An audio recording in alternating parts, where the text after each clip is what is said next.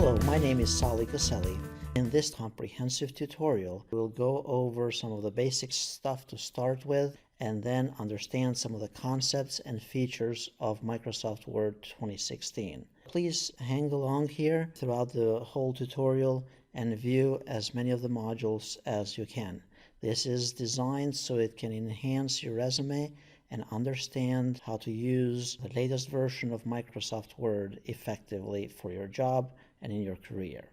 We are going to cover some of the basic features such as getting started using the templates, understanding the Office ribbon concepts and what's new there, formatting the documents, applying styles to text, and then customizing existing format styles, creating a custom style, and using a format painter, using search and replace, then enhancing your document by inserting pictures, shapes, smart art, tables, charts, screenshots, online video in a document, hyperlinks, comments, headers and footers.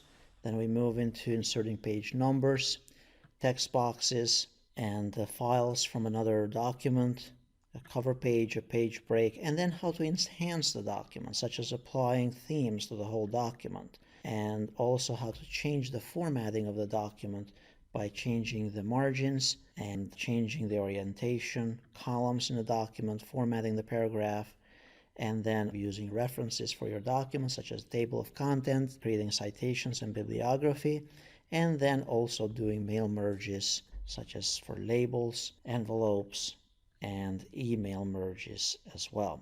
Finally, as a progression here, let's suppose that you have a big document or a big project to complete. Check the grammar, finally check some of the research tools, insert comments, and then inspect the document before sharing it with other users. So stick around and check out as many of those modules as you can. And now we'll get started in a moment here with the first module for Microsoft Word 2016. In this session, I'm going to cover the most basic concepts in getting started with Word 2016. So we open Microsoft Word. You can either click here on the Word icon, or if you cannot locate it, you can simply type here Microsoft Word or just Word, and then choose Word 2016. Now this is new with newer versions of Word, particularly 2013 and 16 here, but notice you're presented here with a bunch of templates, so you can start a blank document, you can take a tour of Microsoft Word, or you can use one of those pre-designed templates that you are presented with. These are presented to you in the very beginning so that you don't have to reinvent the wheel. Now notice here on the left-hand side, you also have the recent documents that you have been working with, and also you have the option here to open other documents in your computer. So let's assume that you wanted to use one of those templates. Instead of you redesigning something, you can simply click on one of those designs or templates and click to create it, and it's as simple as that, and then all you have to do is fill in this information in any of these fields. Let's go back to the previous window here. Notice that you can also search for templates online. So let's say I want brochure.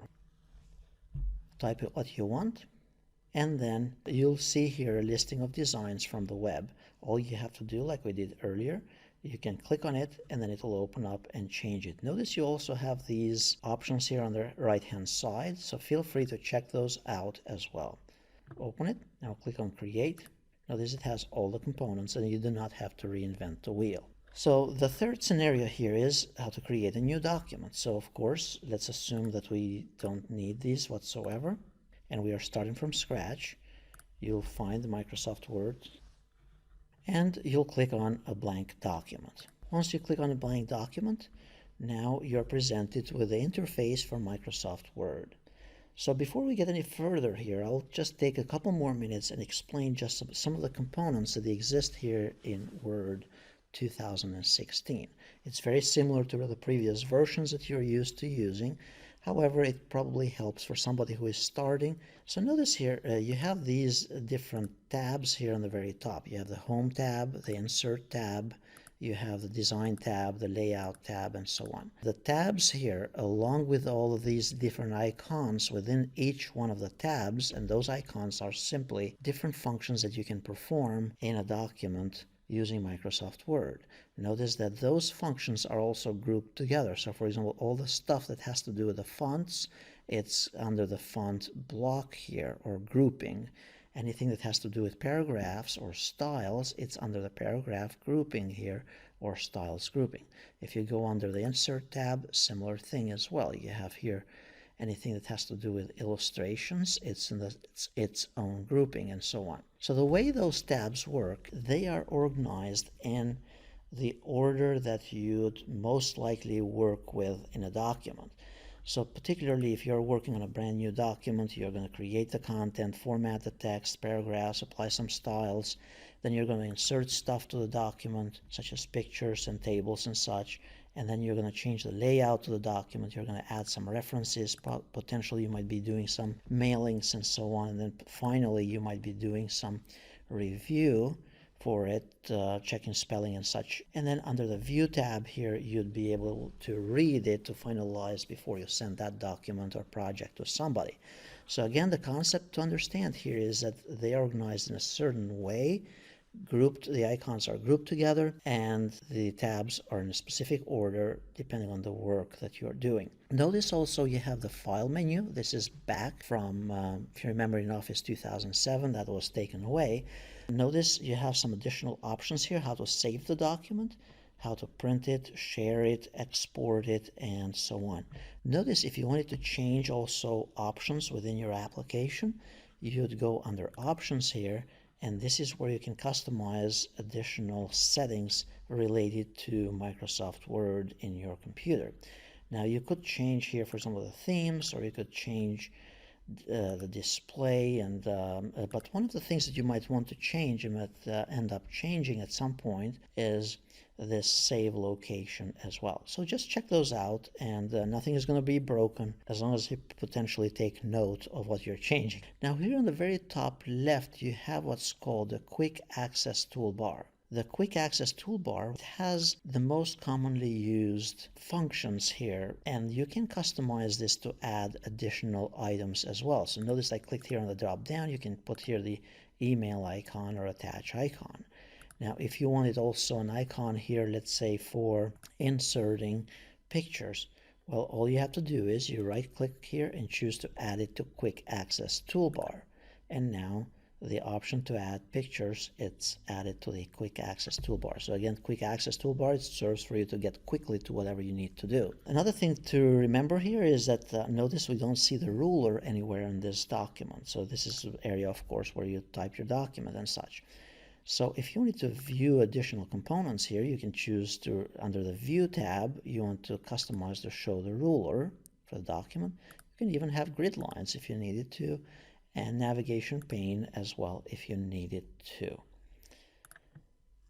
Additionally, before I finalize this quick session here, notice that on the bottom right here, you have also options for zooming in and out of the document, and you have the various different layouts for this specific document, whether you want to do a read mode or the print layout mode. Here on the left, you also have the page numbers and the words in this specific document. If you click on any of these options here, it will give you more information about your document. Finally, one quick feature, and this is new in Word 2016, is that let's say you're on the Home tab here and you don't know how to do something. Well, Office 2016 has this option here that you can, it says, tell me what you want to do.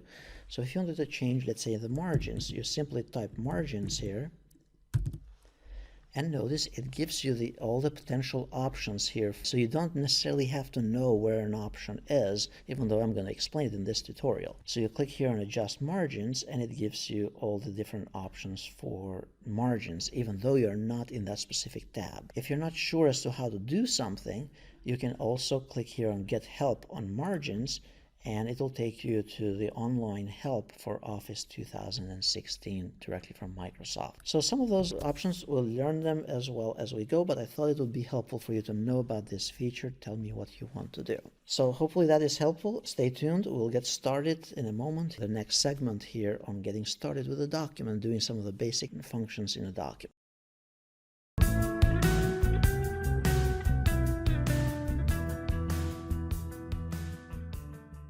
In this session, we are going to get started using and working with a document, with the basic functions here in the document. So if you wanted to create a document from scratch, of course, just click here on the white space and simply start typing. For the sake of simplicity at this point, I'm going to just go ahead and bring in a document that has just some plain text, and we'll work with that specific document. Let's assume that we have this document. You typed it. There's nothing special about it. I copied and pasted this, and by the way, this is the credit for the document where I got the information from. So all it is, it's about 24 pages of text. Let's assume that we have this long document that we want to tweak at this point as we learn how to use Word 2016. So just a couple of things for you to remember here is that if we wanted to change any of this stuff about this document, notice that if we want to change the font, of course, select it and then simply choose a different font here.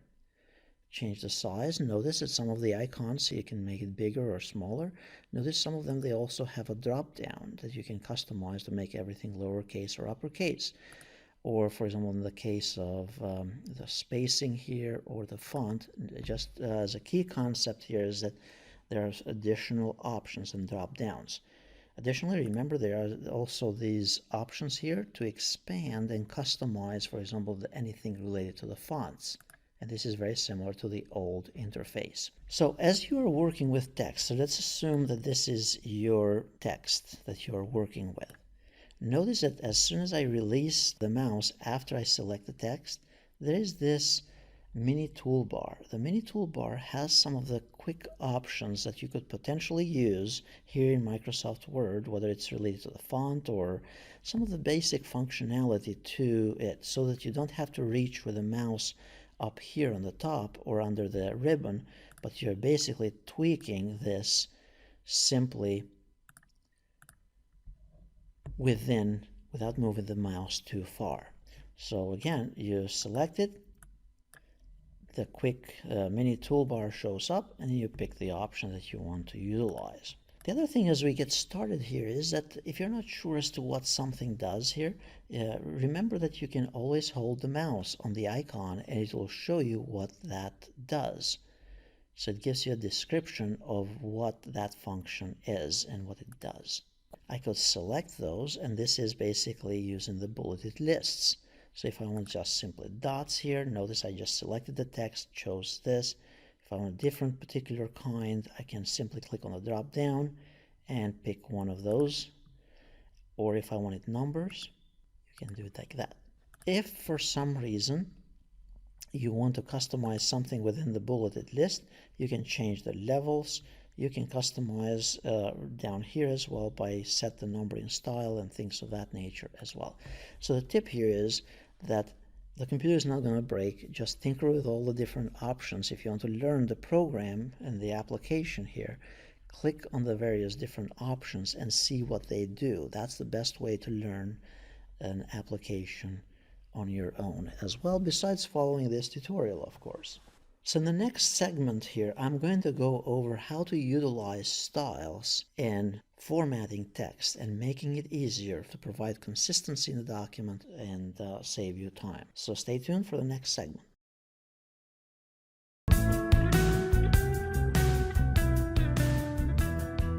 In this session, I'm going to go over using styles in a document. Styles in Word 2016 are a powerful tool that can help you provide consistency throughout the document by applying the same properties throughout the document as you're formatting it, as well as save you time. So how do you apply styles?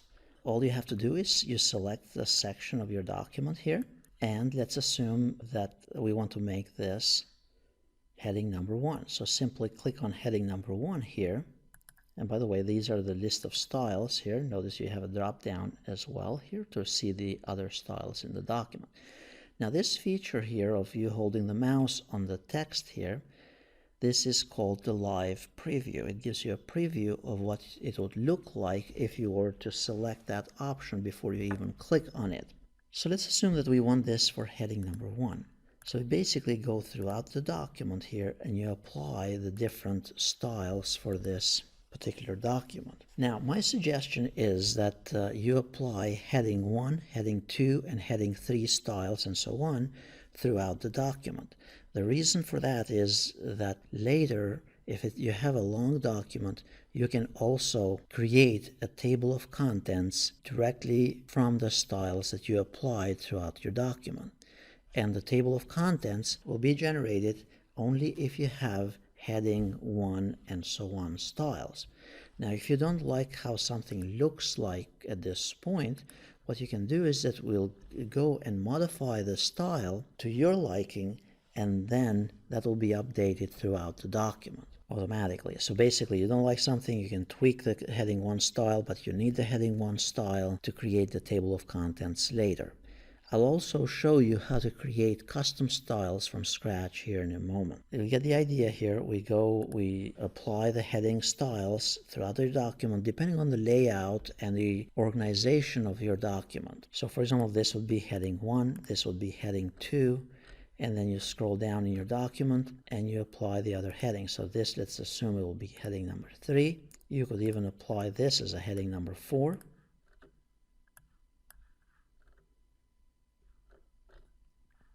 Let's assume that's heading number 2.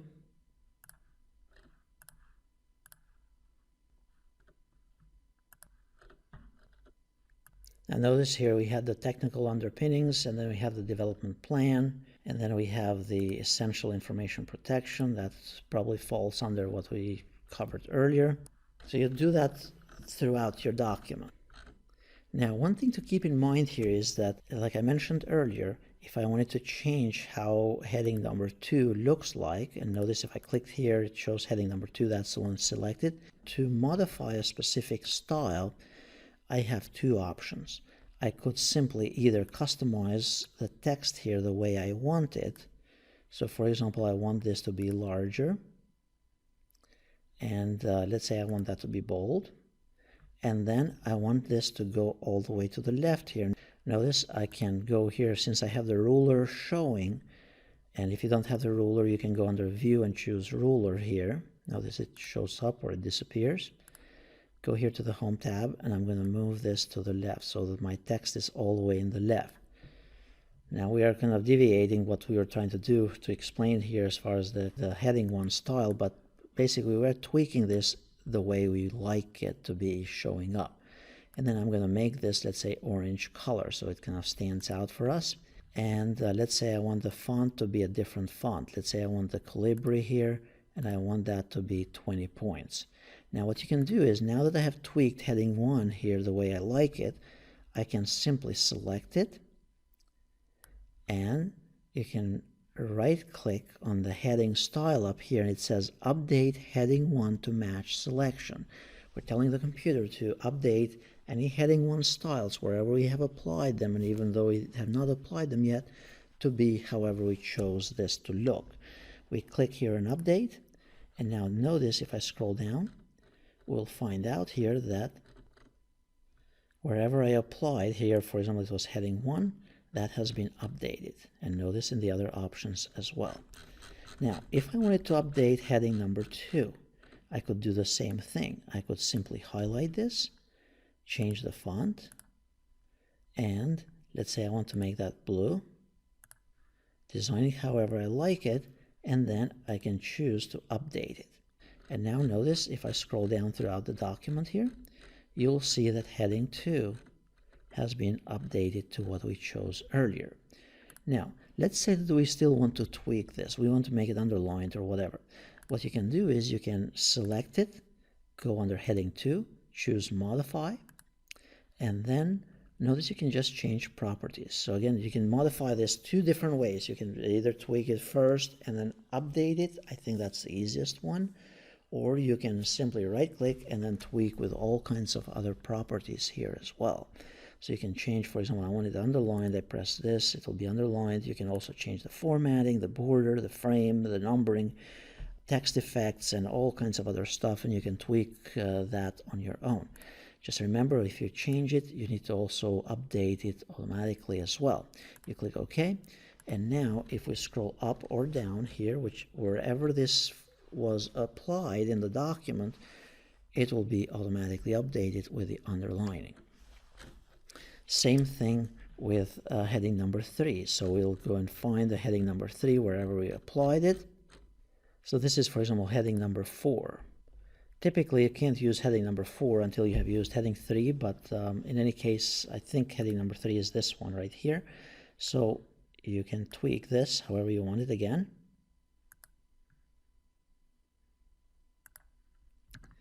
And then simply right-click, update heading 3 to match selection, and that will update all instances. Let's say we want to do this as well. Update heading 4, and now it has been applied throughout the document. So using the styles, it's a very powerful feature and strongly recommended because it will save you time and it will provide consistency throughout the document. Now let's assume that you wanted to create a new style of some sort. So let's say anywhere in the document I want a new type of style. Again, you can customize it the way you want.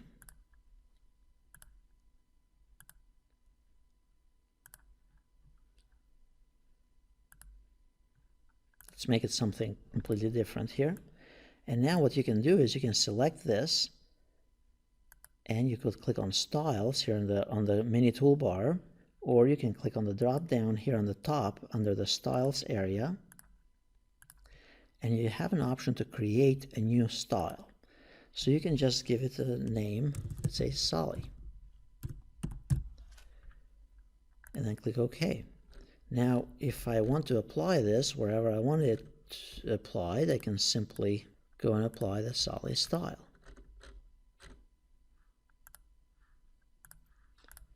If I wanted to tweak it, I could simply either tweak it from here and update it, or I can tweak it from the top and modify it over here.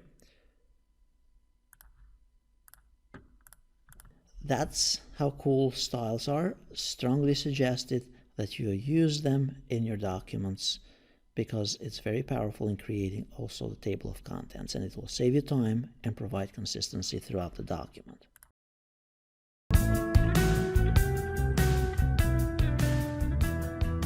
In this session, I'm going to go over using styles in a document.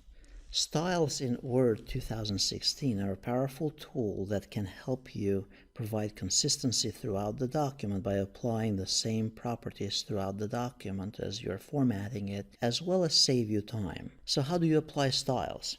All you have to do is you select the section of your document here, and let's assume that we want to make this heading number 1. So simply click on heading number 1 here. And by the way, these are the list of styles here. Notice you have a drop down as well here to see the other styles in the document. Now this feature here of you holding the mouse on the text here, this is called the live preview. It gives you a preview of what it would look like if you were to select that option before you even click on it. So let's assume that we want this for heading number 1. So you basically go throughout the document here and you apply the different styles for this particular document. Now, my suggestion is that you apply heading 1, heading 2, and heading 3 styles and so on throughout the document. The reason for that is that later, if you have a long document, you can also create a table of contents directly from the styles that you applied throughout your document. And the table of contents will be generated only if you have heading 1 and so on styles. Now, if you don't like how something looks like at this point, what you can do is that we'll go and modify the style to your liking, and then that will be updated throughout the document automatically. So basically, you don't like something, you can tweak the heading 1 style, but you need the heading 1 style to create the table of contents later. I'll also show you how to create custom styles from scratch here in a moment. You get the idea here. We apply the heading styles throughout your document depending on the layout and the organization of your document. So for example, this would be heading 1, this would be heading 2, and then you scroll down in your document and you apply the other heading. So this, let's assume it will be heading number 3. You could even apply this as a heading number 4.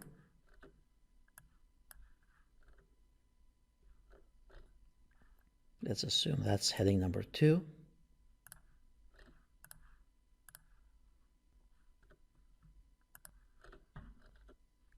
Now notice here we have the technical underpinnings, and then we have the development plan, and then we have the essential information protection. That probably falls under what we covered earlier. So you do that throughout your document. Now, one thing to keep in mind here is that, like I mentioned earlier, if I wanted to change how heading number 2 looks like, and notice if I clicked here, it shows heading number 2, that's the one selected. To modify a specific style, I have two options. I could simply either customize the text here the way I want it. So for example, I want this to be larger, and let's say I want that to be bold, and then I want this to go all the way to the left here. Notice I can go here since I have the ruler showing, and if you don't have the ruler, you can go under View and choose Ruler here. Notice it shows up or it disappears. Go here to the Home tab, and I'm going to move this to the left so that my text is all the way in the left. Now we are kind of deviating what we were trying to do to explain here as far as the heading 1 style, but basically we're tweaking this the way we like it to be showing up. And then I'm going to make this, let's say, orange color so it kind of stands out for us. And let's say I want the font to be a different font. Let's say I want the Calibri here, and I want that to be 20 points. Now what you can do is, now that I have tweaked heading 1 here the way I like it, I can simply select it, and you can right click on the heading style up here, and it says update heading 1 to match selection. We're telling the computer to update any heading 1 styles wherever we have applied them, and even though we have not applied them yet, to be however we chose this to look.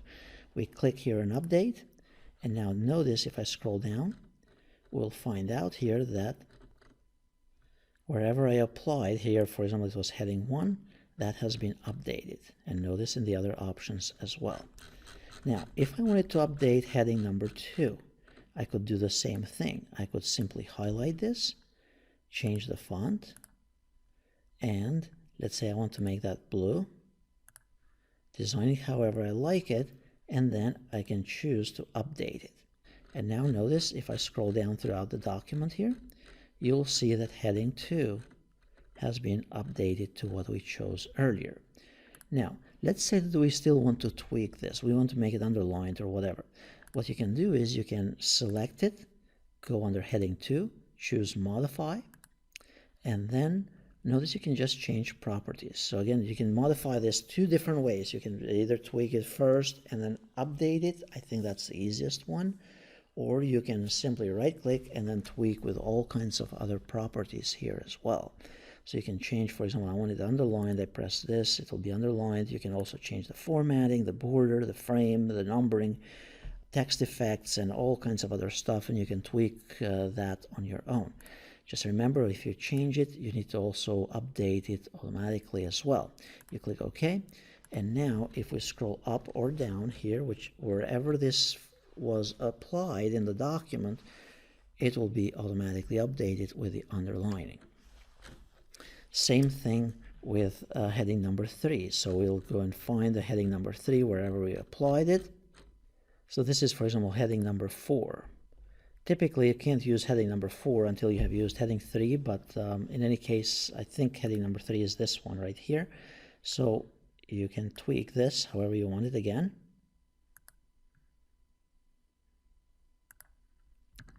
And then simply right-click, update heading 3 to match selection, and that will update all instances. Let's say we want to do this as well.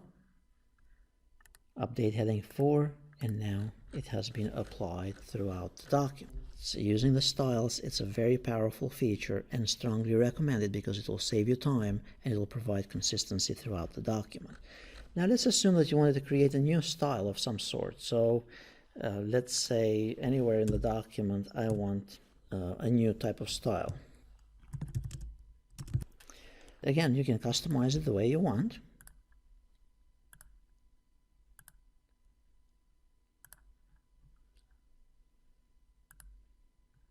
Let's make it something completely different here. And now what you can do is you can select this and you could click on styles here on the mini toolbar, or you can click on the drop down here on the top under the styles area, and you have an option to create a new style. So you can just give it a name, let's say Sally, and then click OK. Now if I want to apply this wherever I want it applied, I can simply go and apply the Sally style. If I wanted to tweak it, I could simply either tweak it from here and update it, or I can tweak it from the top and modify it over here. That's how cool styles are. Strongly suggested that you use them in your documents because it's very powerful in creating also the table of contents, and it will save you time and provide consistency throughout the document.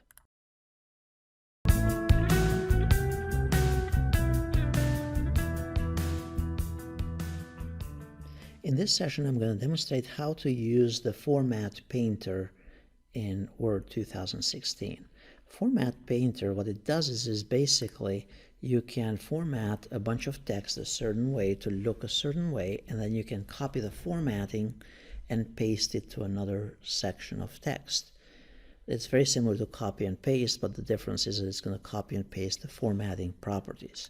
So let's assume that we have this bunch of text here, and we have this blue color, and it's underlined and all that type of stuff, and I'm going to change the font as well to a different font here. Now let's say that I wanted to apply that somewhere else in the document here as well.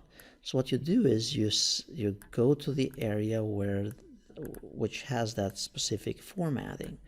You select it, and then you click on Format Painter. It's going to seem like nothing happened. Now notice it has this broom type of thing. You select where you want to apply it, and notice I'm leaving out a couple words in the end here, and then you let the mouse go. As soon as that happens, notice it copied all the properties from the first area here to the other section where we applied the format painting. So it's just as easy as that.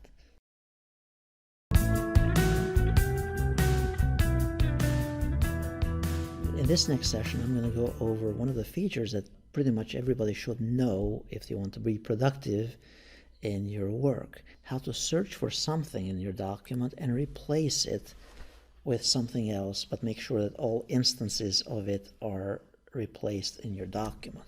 So let's assume that we want to find the word computers and change it with PCs for whatever reason. So you go here under Replace in the Home tab, and we want to find the word computers. And like I said, we want to replace it with PCs.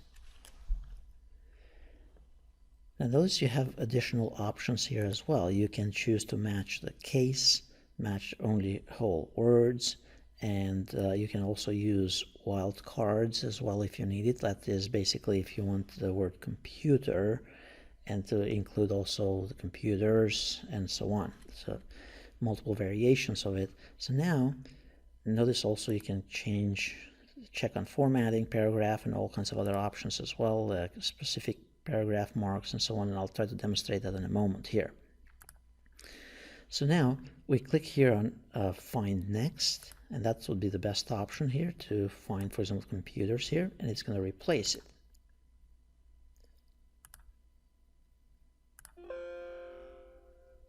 So there were 3 instances of the word computers in this document. We could also have chosen, if we were sure that all instances matched what we wanted, we could have chosen here to replace it all, to replace all of it. The other feature that I'll try to show you here, it's very powerful, is you want to make sure that in your document there are no extra paragraph spaces. For example, we want to take anywhere where there are more than one paragraph space, we want to replace it with only one paragraph space there to fix the whole document. Of course, right now I'm messing it up on purpose so we can fix it in a moment. So the search and replace capability comes in very handy here. Besides searching and replacing for text, you can search and replace other components such as spacing and things of that nature in your document. Now, for you to see the hidden characters in the document, you need to click on this little icon here, and that's what will demonstrate or show where the extra spaces are. So, for example, here we have an extra paragraph space, here we have two of them, and so on. So that we have this document and it has all these additional spaces that we want to take out. Instead of you going throughout the document and taking them all out manually, what you can do is you can do a search and replace for anything that is the new paragraph or end of the paragraph there, that these empty areas. So we click here on replace, and then what you do is you go here under special. So we want to find the paragraph mark, wherever the paragraph mark is located. So we click on this paragraph mark, and we want to find wherever there are two of them, and we want to replace them with only one paragraph mark. Then we click on find next, and notice it should find this next one right there. And then we click on replace, and then we go and replace the next one, or we could replace them all. Now notice it found 9 locations, and at this point I'm closing that. It should be that no areas in my document should have 2 paragraph marks in there. And you can do that for the same thing for tabs. If you want to remove all the tabs in the document, you can do a search and replace for tabs and so on. So it's a key feature in the word processing that is very valuable to save you time, provide consistency, and enhance your resume as well in knowing how to do these features.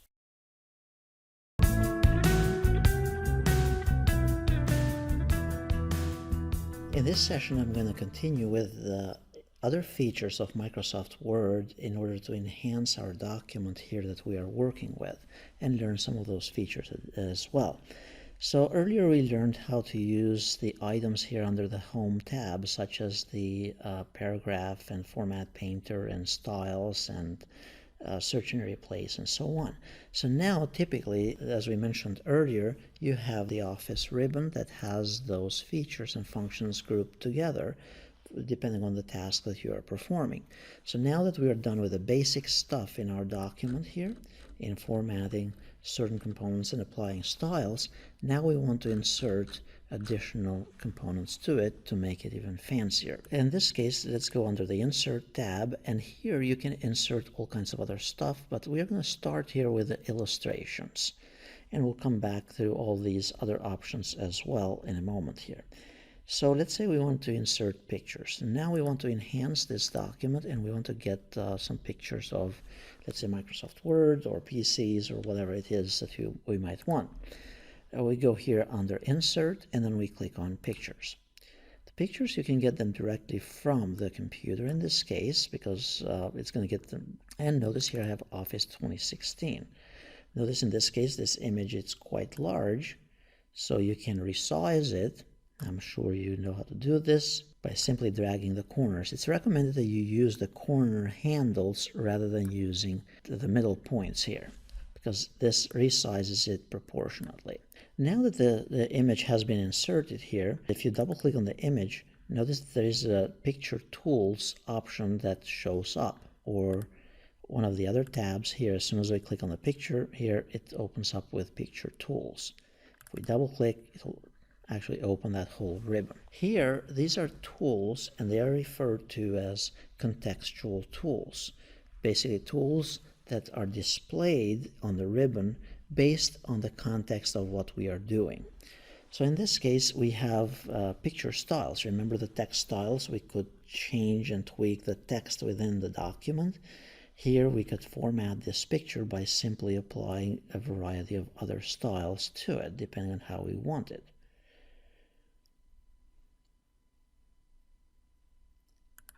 Let's say we want it this way. You can change the border, other picture effects, and again, like I mentioned in one of the previous segments, in order to really learn the application, just click on the various options and see how you can tweak and tinker with it, and that's the best way to learn about it. Now, the other thing that you can do here is that you can also customize the position, where you want this picture to show up. So you can simply click a specific position on your document, and let's say we want it in the middle of the document, the left, and all that type of thing. So I'm going to leave it alone for now so that I can show you one of the other features before we can tweak and tinker with that. So let's suppose that we want the text to be wrapped around the picture here, and this is a very important concept for you to understand. And that has to do with what's called text wrapping, or wrap text for this image. So what you do is you click on the image and you choose then wrap text. Here you can tell the system how do you want the text wrapped around this picture. You click, let's say, on tight, and notice now the text will be tightly integrated around the picture. Since we chose that option, we can also drag this and place it wherever we want in the document, and then the text will kind of self-adjust around this specific image that we picked.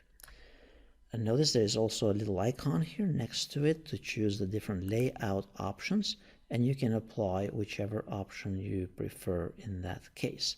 So that's an important component for you to remember here. Notice also you can use the crop tools. We don't really need to crop this much at this point, but if we needed to, just crop it from whichever direction and click crop again, and now it has been cropped. If for some reason you choose to undo one of those options, you can simply go back here, and it will be the way we had it from earlier. So this is basically using the back and forward options, or undo and redo options. So that is applying pictures from the computer, or inserting pictures from the computer. Now in Office 2016, you also, the clip art option, it's actually no longer available if you see here, if you note here. So what they did was Microsoft has you go online for pictures and access pictures online. So you simply click on online pictures, and then it's going to use the Bing search engine for you to search for various pictures. So let's say computer, hit enter, it's going to give you a whole bunch of computers. Now remember, some of those are copyrighted material, so you need to really kind of be cautious if you're going to use those for marketing and commercial products and so on. So you pick what you want from here, assuming that the copyright stuff is correct, and then click on what you want, click on insert, and this is very similar to clip art in previous versions of Microsoft Word. Again, you can resize this and apply any of these picture tools that we learned about earlier, and then choose the text wrapping, tight, and then move it wherever you prefer to have this. So that's inserting pictures from online. The other thing that you can do is also you can insert various shapes in this document. So for whatever reason you want to make a diagram or an arrow or whatever the case may be, simply click on the shape here that you want and then drag it. That's the difference. That's a trick here in Microsoft, or when using shapes, that you have to drag it. The other thing to remember here, as soon as we insert the shape, notice that you have a new set of tools, the contextual tools, and you can change here the design for your new object that you inserted. You can change different properties and position and the wrapping as well, so you could actually make that so it's tightly wrapped as well within the text. So notice the text will be self-adjusting around it. One key thing to remember here as well is that you can rotate it by using this handle right here and rotate this object any which direction that you prefer. So that is inserting shapes in your document. Next, and we're going to do this in a different video segment, we're going to learn how to insert smart art. It's a very powerful feature, so stay tuned to how to use it.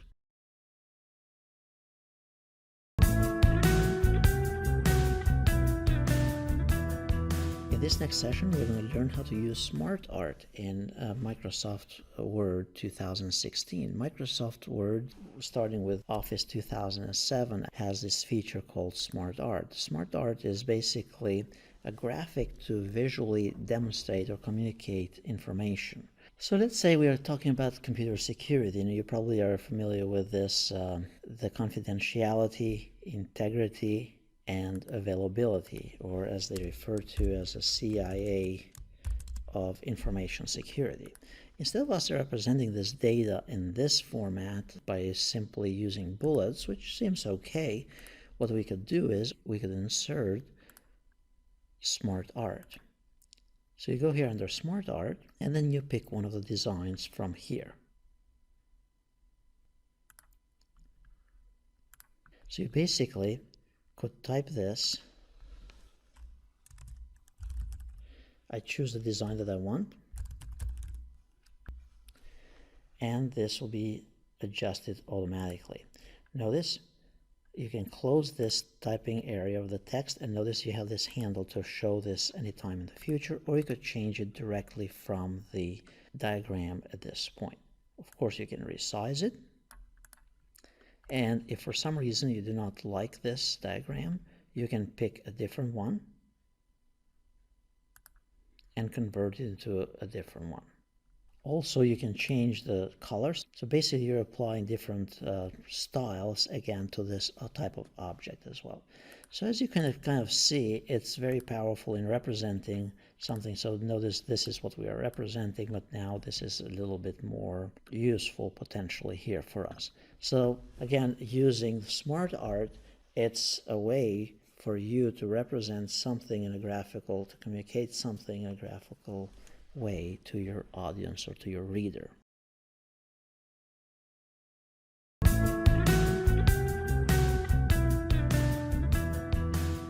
In this session, I'm going to demonstrate very briefly as to how to use tables in a document in Microsoft Word. So let's assume that we want to insert a table in this location for this document. So all you have to do is you go under the Insert tab, click on the table, and then you can either pick one of the quick tables from here, or you can design your own. So let's say I want 5 columns and 3 rows right there, and the table has been created automatically. Now notice as soon as we insert the table, you have these table styles. Again, remember, just like with text and images and so on, you can apply predefined styles to your objects that you're working with, depending on what you're doing. Notice there are additional styles here that you could apply as well. So just pick one of those styles and customize it further if you needed to. Notice you have also under the layout here, you can customize the delete or change properties or insert and indent the text and all that type of thing regarding your table here in Word 2016.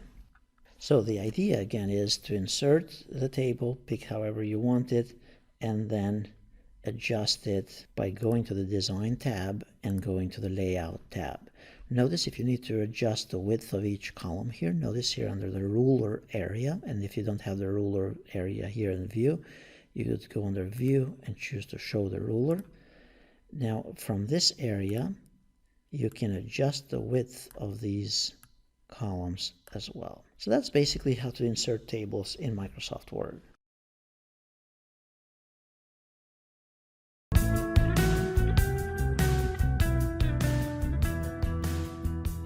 In this session, I'm going to also demonstrate how to create charts or how to insert charts in a document in Microsoft Word.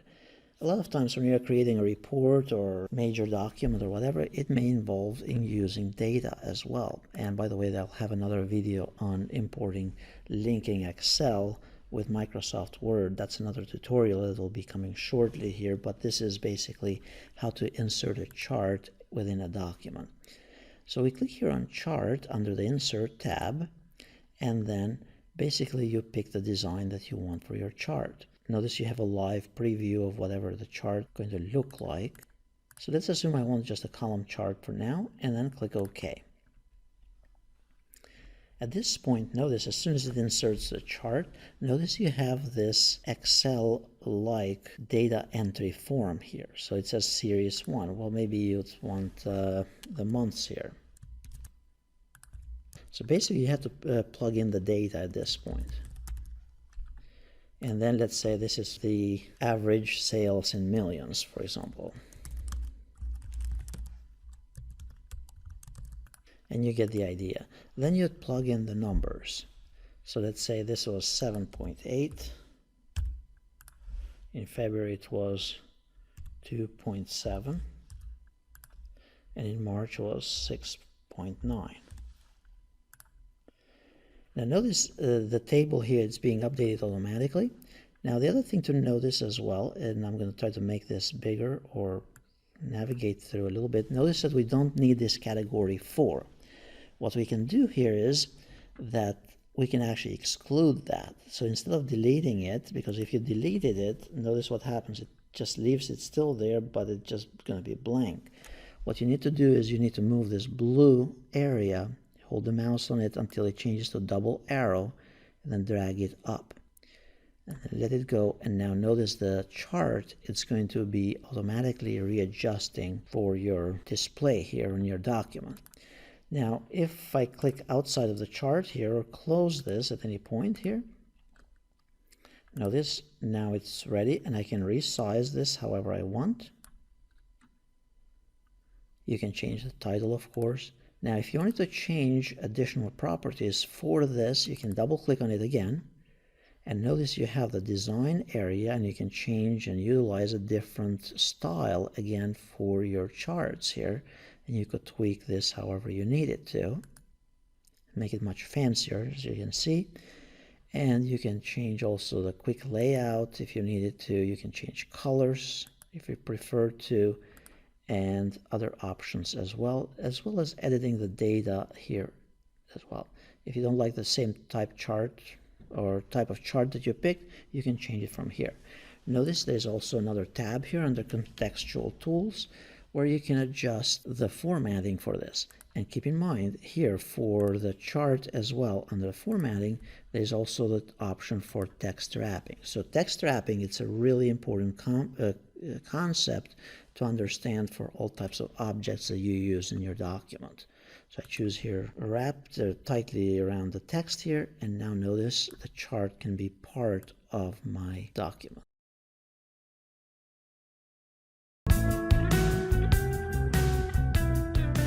In this next session, I'm going to talk about inserting or using the screenshot feature in Microsoft Word 2016.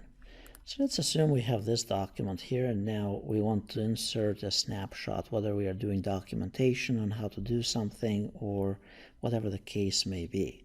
So what you do is you go under the Insert tab or you click on Screenshot here, and notice you can either clip the screen or you can pick from one of the available windows. So in my case, I'm going to do a screen clipping first. So I click on screen clipping. And now at this point, I could pick part of my screen. And now that has been inserted in my document. Now this, you could use it for creating a manual or creating directions or whatever it may be within your document. And notice here, this is basically just like another image that I inserted in the document. I can go here and customize this and make it look differently and so on, and apply the various different styles related to the images in the document. The other thing you can do is you can go and take, actually, if you go here under the Insert, under Screenshot, so you have to have something opened in your computer, and then you can take a screenshot of an application that you may have opened in your computer. And then, of course, resize this however you need to. But personally, I think the screen clipping, it's going to be the one that is more useful in this case.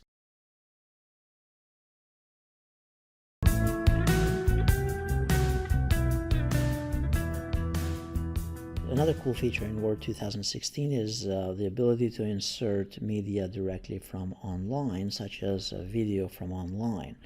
So to insert video from online, you click on insert here, you go to online video, and then you can search for videos, whether it's from Bing or from YouTube and so on.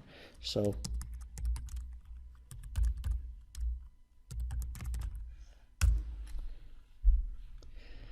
if you go here, you're searching for a specific video, you click on it and then click on insert, and there is the video directly, the link from YouTube. And this is a new feature in Office 2016. Now at this point, of course, you could customize this if you needed to and format it differently, just like an image in your document, including the positioning of it in the document.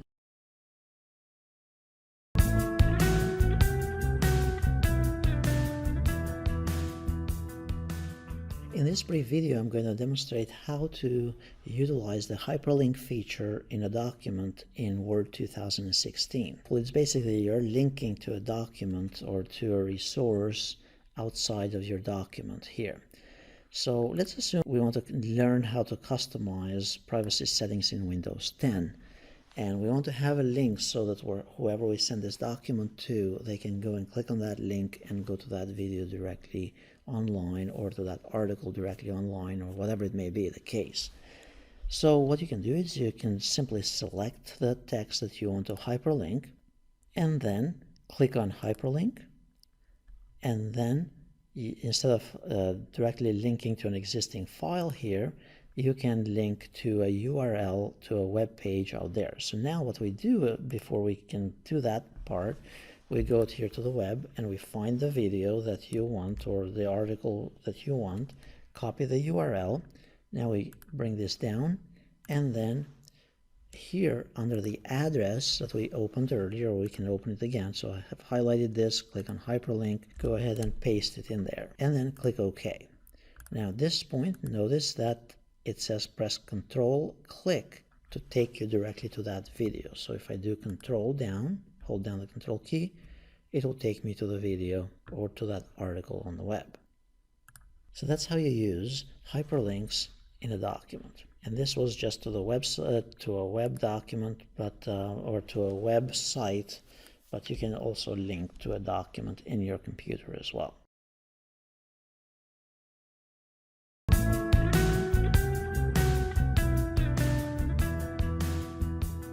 In this brief session, I'm going to go over how to insert a comment in a document in Microsoft Word 2016.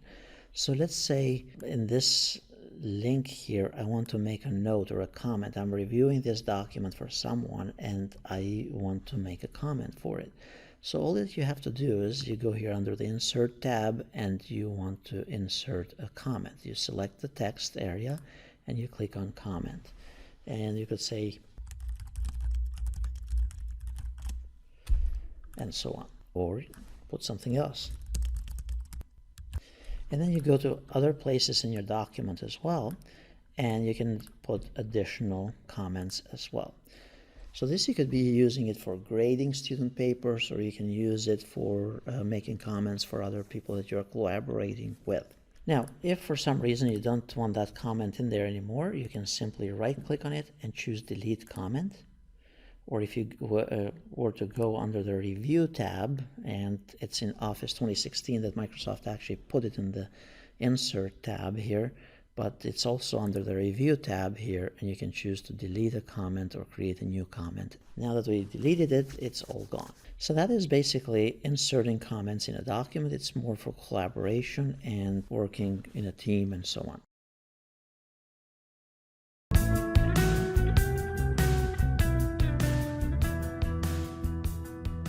In this next session, I'm going to demonstrate how to insert headers and footers in a document. So if you notice here in my document, I don't have any headers or footers. So what you can do anywhere in your document, go ahead and simply click on Insert and then click on, let's say, Header.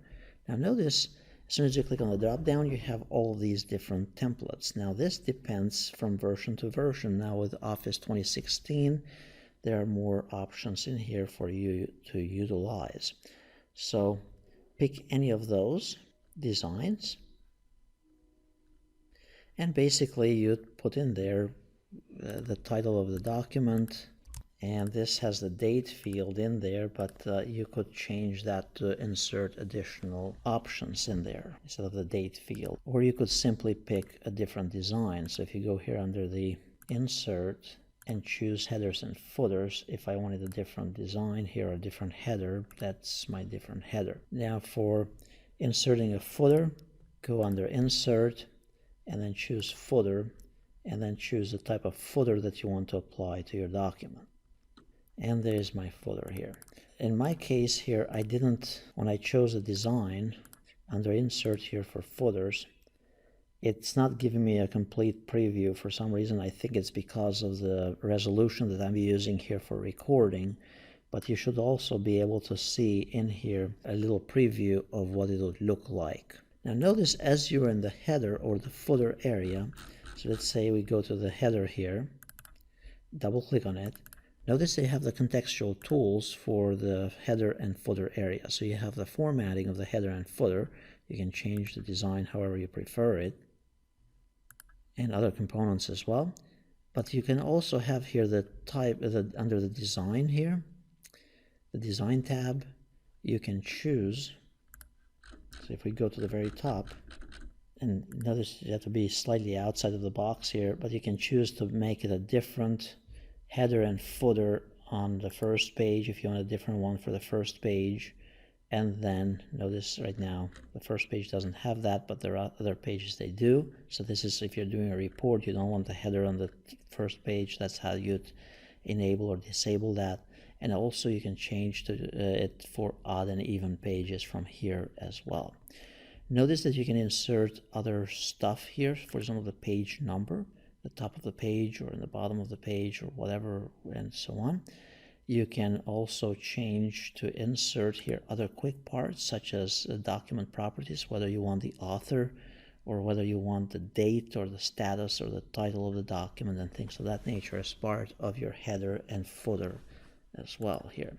So the big idea is that you go under the insert tab, you choose the header and footer, you pick a design, and then once you're in that header and footer area, further customize it by utilizing the contextual tools here under the design tab and the formatting tab.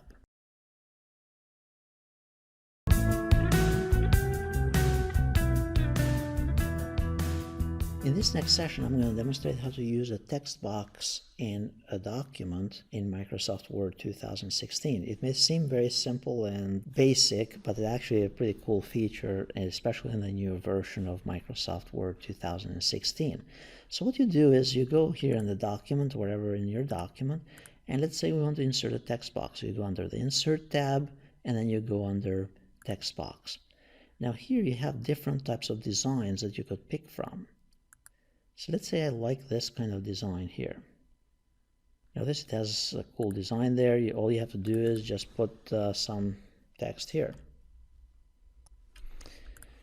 And there you have your text box.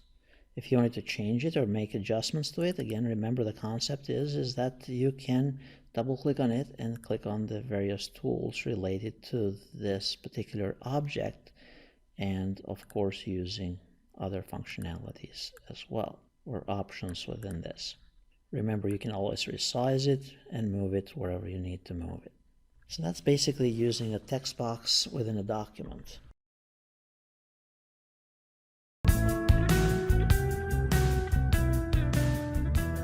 In this next session, I'm going to demonstrate how to insert text from another document in Microsoft Word.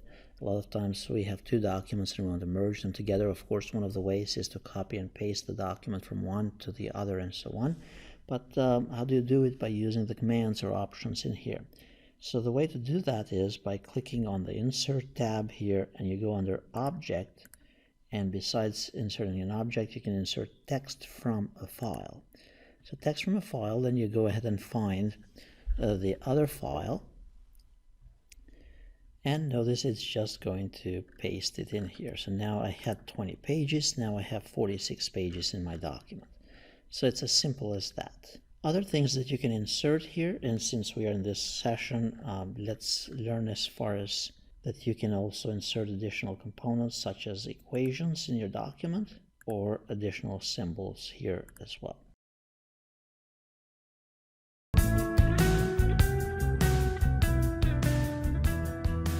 In this session, I'm going to briefly demonstrate how to insert drop caps for specific areas or parts of your document. So let's say you're creating a brochure, creating a fancy document or flyer.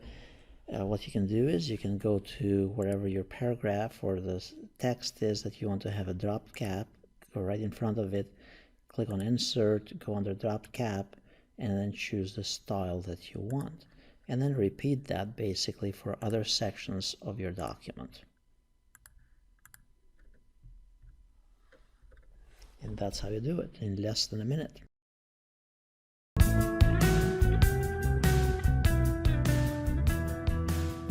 Before we move any further in our study of Microsoft Word, or in our tutorial on using Microsoft Word 2016, let's also learn how to utilize and insert a couple of things here under Pages on the Insert tab.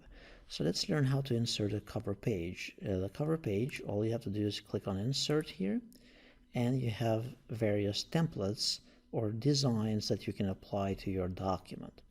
So click on whichever design you want, and even though you might be later in the document in a lower page, let's say later page 30 or page 15 and so on, Microsoft Word is smart enough to actually insert that as the very first page of your document.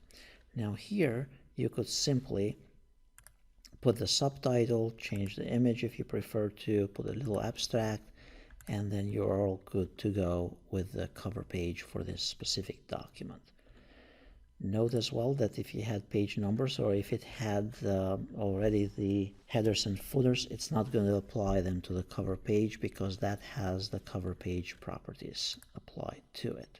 Again, you can tweak it further by using the design and changing the layout tools and contextual tools that exist here under the ribbon. So that is using a cover page in a document.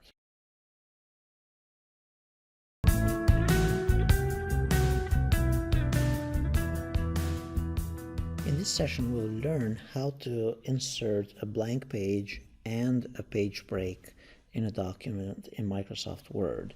So suppose we have this long document here, and we have the cover page in the very beginning, but then we also want to have a blank page starting somewhere in here. So what we do is we can go under the Insert tab and simply click on Insert Blank Page, and now we have a blank page on page 2. Now, or page 1 in that case. If we wanted a page break, and a page break, let's suppose that we want to end right here. And no matter how we do formatting in the future, we want this computer security here to always be on a new page.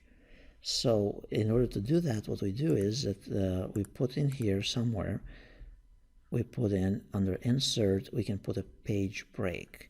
And that basically is saying end the page here and move whatever is after this page break to a new page in my document. So we click on page break, and now notice there is this. So now even if this were to overflow at some point in the future, let's say I formatted it differently, notice it's going to leave the next section of the document here blank, even though there was space. So basically, wherever the page break is, it's going to always be at the beginning of another page. Now the question is, let's say I changed my mind and I want to delete that page break. What's the easiest way for me to go ahead and delete it and remove the page break? That's a little bit tricky, but of course it can be done. So if you go here under the Home tab, and you go here to show and hide the paragraph marks or hidden characters, notice right here it says page break. So all you need to do is, again, we have showed here the hidden characters. All we have to do is we press backspace to delete the page break, or select it, press delete, and now it'll bring the whole text up again. So that's how you add a page break to a document, and that's how you remove it as well.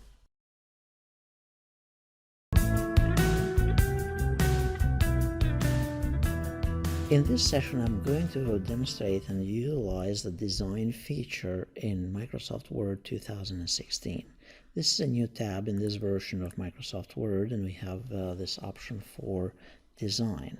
So here, for example, you can go under any object in your document, and you can apply a design theme throughout your document or to various components within your document so that it provides consistency and such.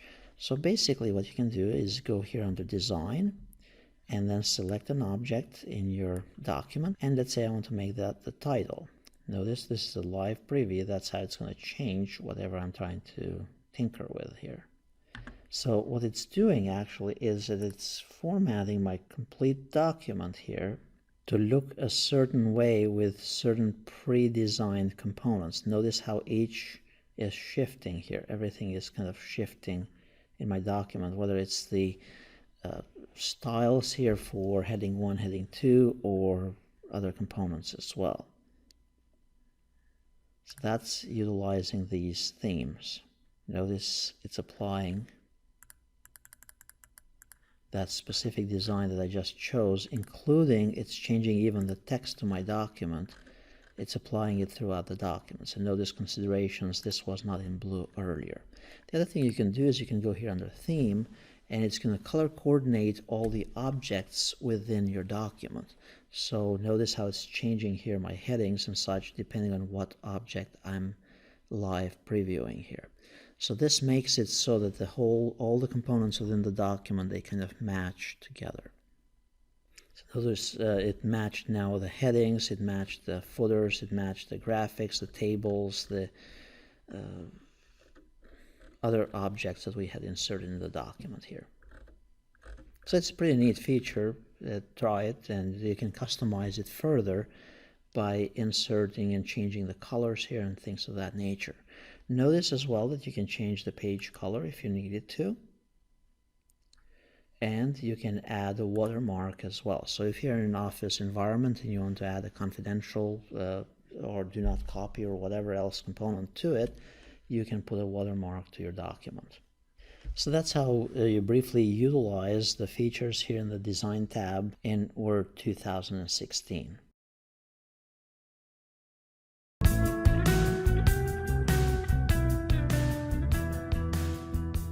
In this next session, we are going to learn a little bit about the layout, modifying the layout of your document in Microsoft Word 2016.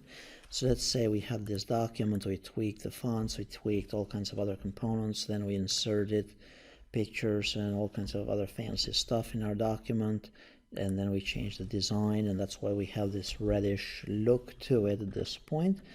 Now we'll go under the layout. At this point, let's say we want to change the margins for this document. So we are learning how to change the margins.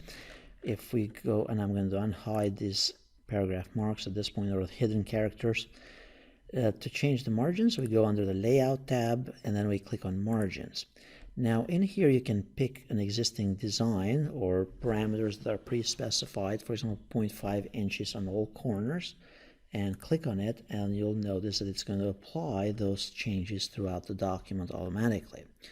If you wanted custom ones, you click on Margins here again, and you go to Custom Margins, and this is where you can change the spacing on the very top, on the left, and then on the right, and so on, whether you want to change landscape, and so on. Also, you can choose here to apply this to the whole document or from this point forward. So let's say that you needed a couple pages that needed a specific format only. Let's say I need this page to be in landscape mode. Well, all I have to do is I go here under the layout, choose margins, custom margins, change it to landscape, and then I say this point forward. Then click OK. Now at this point, all my other pages, subsequent pages, the previous pages are going to be portrait. The other pages, following pages, are going to be in landscape. Now if I wanted to change it again, let's say at some point here, to start again in portrait, I go here under custom margins and then choose portrait, and then from this point forward change it again to portrait. Now notice my middle pages here are in landscape, and the top ones are in portrait, and the bottom ones are in portrait as well. So that's how you change the margins and also the orientation for specific pages in your document. Now notice also you can change it from here, the orientation, to landscape or portrait, but that's going to do it for the whole document.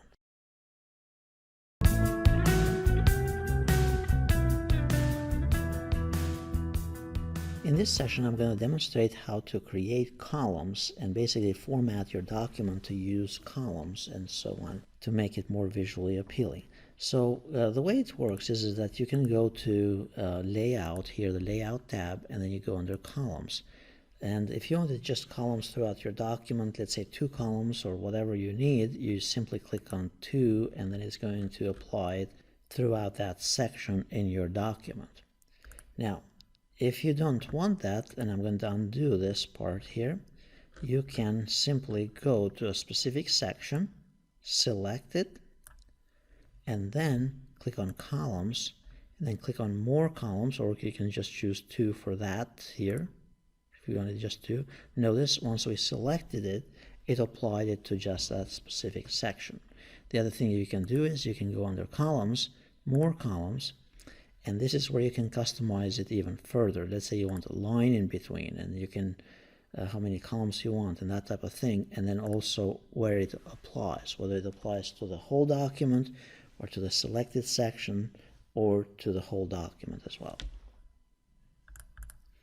And now we have 2 columns there. And that's how you basically utilize columns in your document in the page layout for your document.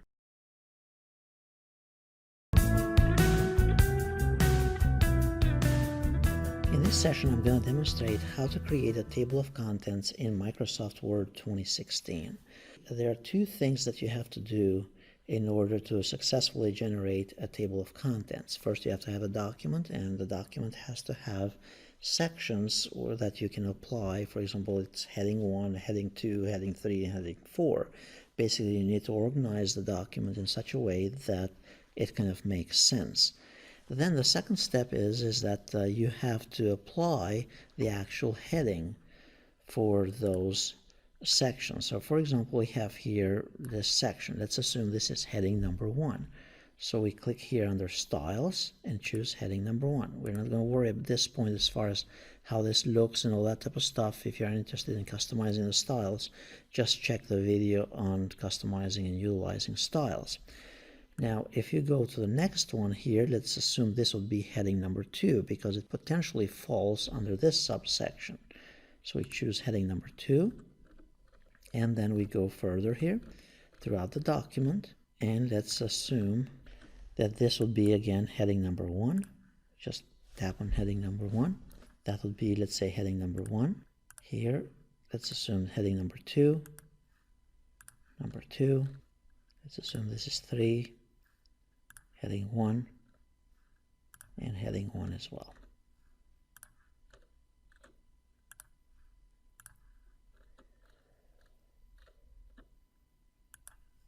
So you're basically going throughout your document and applying the various headings. Now let's assume that we are ready to generate the table of contents. We simply scroll to the very top here, or wherever we want the table of contents, and let's assume we want to insert here a blank page of sorts. We click on Insert, Blank Page, and then go to the very top, and now we want to put in here the table of contents. We'll also assume that there's a cover page somewhere here for our report, but for now we just want to insert the table of contents. We go here under References, and then we click on Table of Contents. Then we pick one of those designs. It's going to create an automatic table based on heading 1, heading 2, heading 3 styles that we applied earlier in our document. So all I have to do is click on this, and there it is. So for example, this says on page 9, it's separation of privilege. If for some reason you changed the document and the page numbers shifted and that type of thing, then what you need to do is you need to go back to the top here and click on Update Table. And then click on Update either page numbers only or entire table if you applied new styles along the document and so on. So you click on that, and then the page numbers will be updated again. So that's how it works. Keep in mind here that if you hold the Control key and press click, it will take you to that specific section in your document. So it's a powerful tool to know how to use and how to do in your document. So this was from a scratch document. Now, in our existing document that we were working earlier, let's assume, not assume, but this was actually our previous document here that I had our tutorial on Microsoft Word. And let's say here on page 2, purposefully I had left this empty. Now I want to insert the table of contents. Well, I can just simply go under table of contents 1 here, and notice the table of contents has been created utilizing the theme that we applied earlier from our design theme. So hopefully that is helpful.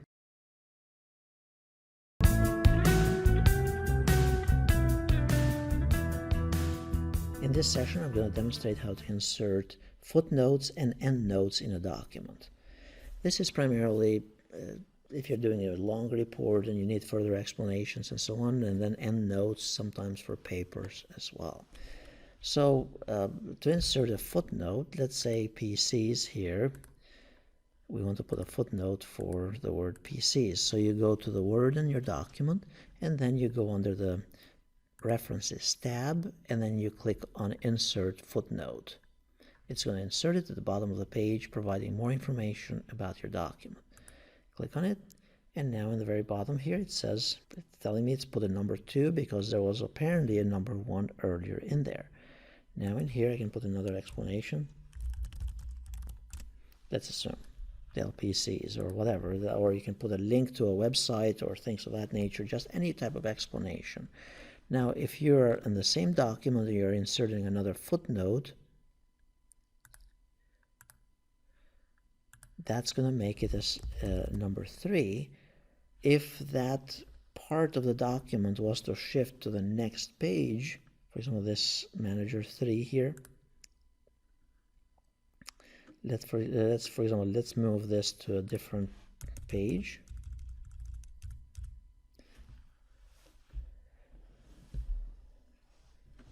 Now notice that is as number 3 on this specific page. It has been moved to the other page. If I wanted to insert another one, of course the process is going to be the same. It's going to change the number to 4 and so on in your document. If we wanted to insert endnotes, so we click here on Insert Endnote.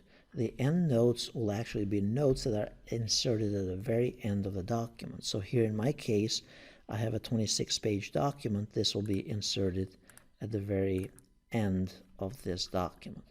So click here, Insert Endnote, and notice it's going to put a different numbering system there, and this is where you could put your explanation for whatever you're trying to explain. Okay? So that's how footnotes and endnotes work in a document in Word 2016.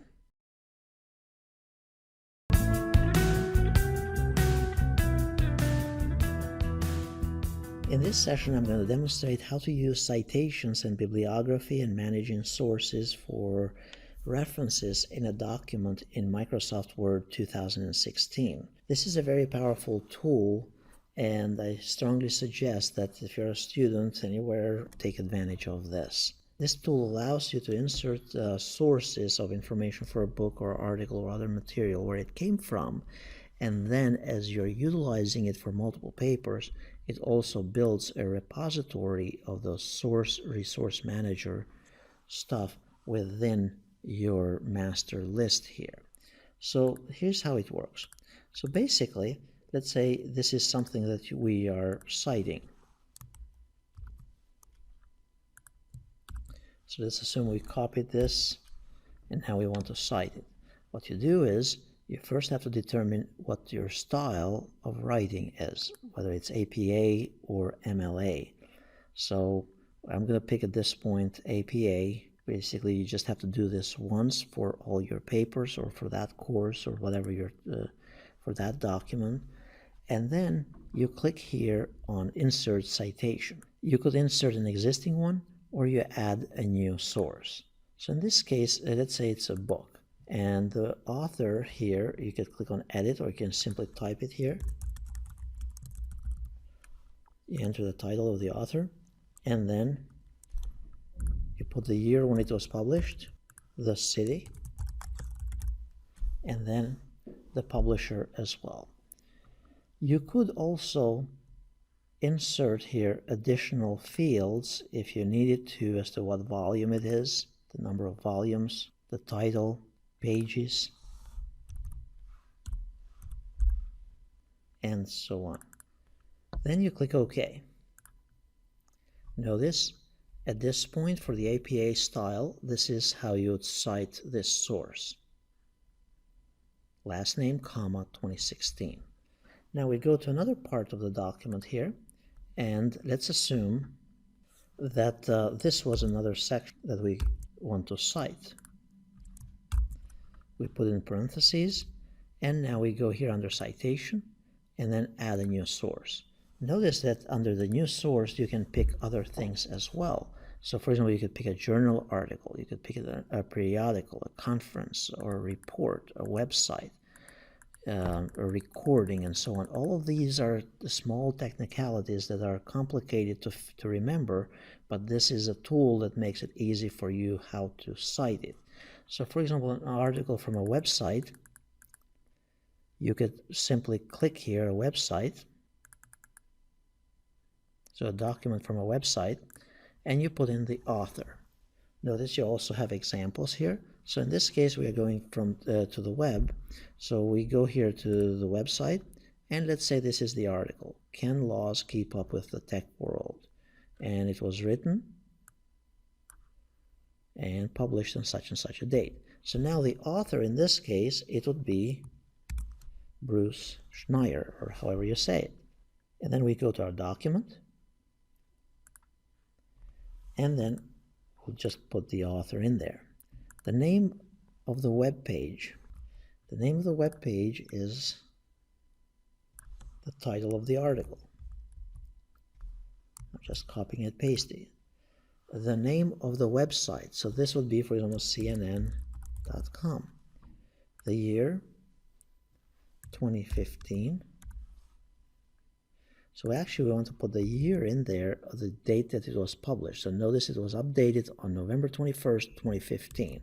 So we put here year 2015, the month, December, and then the day, 21. And then you also need to put in there the URL for this article. So we copy it, and then we'll paste it in there. And then we simply click OK. Now it puts it the right formatting for it, and it's good to go at this stage.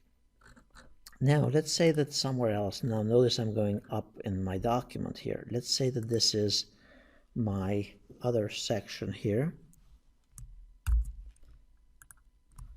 that I want to cite. And now let's say this is a section here, and by the way, if you are doing this for an actual paper, you probably have to make this reformatted so it's an inch from each corner if it's more than 40 words and all that type of thing, based on the rules and such for the formatting of the style here. But let's assume that I'm simply citing this for now. I can go ahead and click here on Insert Citation, and I could even pick an existing citation. Now notice here under Manage Sources, I used two of them in this document, those that have the check marks. Those are existing or new ones that I just entered. However, there's also this other one right here that I could utilize to cite in this document. But basically, this is a list of other sources that I have done other research, for example, this first one. Now, what I could do is I could utilize this in my document here, in my paper. So all I have to do is I go here under Insert Citation and pick that source to be included.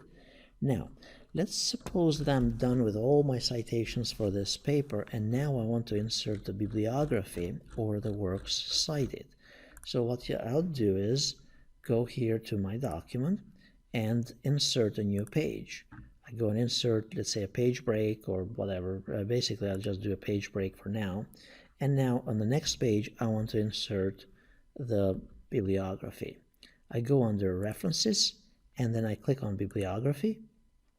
And notice it gives you multiple options here. You have Bibliography, References, and Works Cited. That will depend on the type of research that you are doing and what your paper or professor requires. So for example, if I wanted bibliography here, here's my bibliography. And it has the word bibliography. By the way, it's putting everything also alphabetically, automatically, and it's formatting and italicizing and doing all that redundant work automatically for you. Now, if you wanted to see what the difference is between bibliography and works cited, it's you can just click on this and insert works cited as well. And pretty much, I think it's about the same, but it depends on what your paper requires. And so that's basically using works cited and citations tool here. It's a very powerful tool. It helps you manage your resources and your sources, and it keeps track of where you're getting your sources for your long research paper. I would strongly suggest that you utilize it.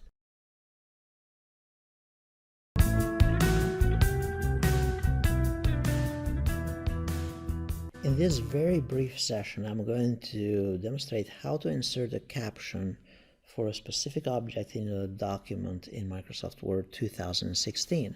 So suppose that you have all these images or charts or objects within your document and you want to reference them through your document. So what you do is you click on the object here, you go under References, and then click on Insert Caption. And then you just choose figure 1 or whatever the label that you want, and let's say you want it below the item. Just click OK, and now notice it says figure 1. Now you come to the next thing here, and you do the same. That says figure 2. You could also type it right here, and simply click OK. And you can further customize it if you need it. So that's basically how you insert captions for various objects within your document in Microsoft Word.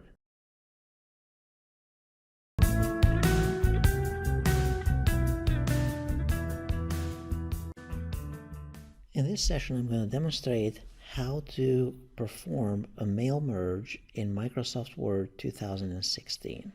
The process is actually very similar to other versions of Microsoft Word as well. It's not identical. However, I'm going to go over it here in Office 2016. So let's say I have this long document here, and I want to do a mail merge and send this to individuals. For now, I'm going to create a new page here. I'm going to insert a new page, and I'm going to put their their information in there for my users or clients, let's say. So in this case, I'm going to go under Insert, and I'm going to insert a page break, so just so that I have a blank page here to start with.